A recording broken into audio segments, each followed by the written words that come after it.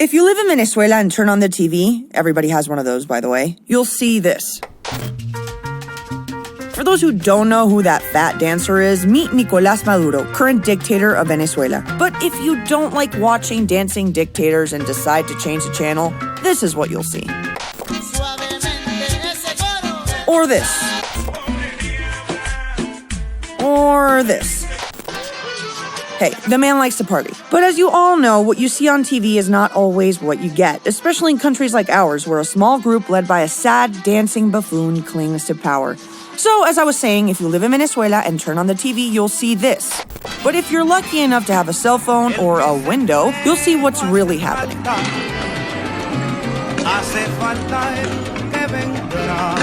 So what is really happening in Venezuela?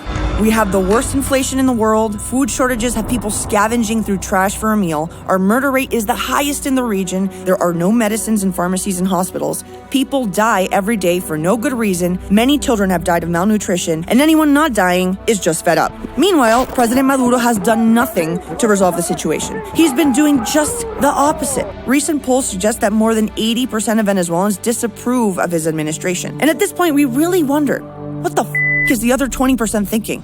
But instead of listening to the people, Maduro's administration has turned into a tyrannical regime that has tried to erase the whole parliament, court-martial civilians, and crack down on protesters with an iron fist.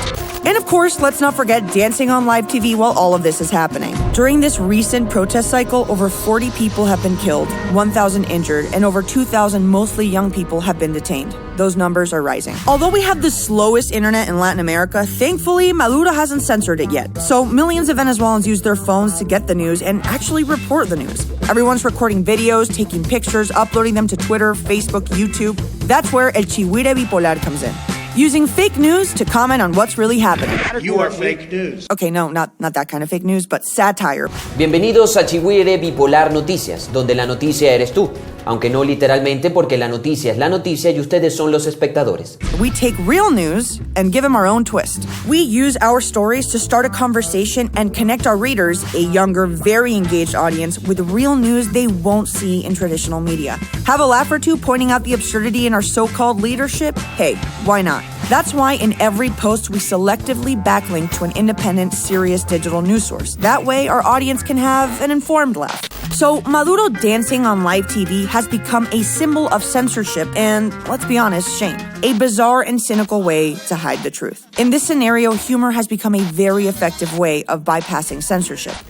Maybe, just maybe, humor will help us stop the music.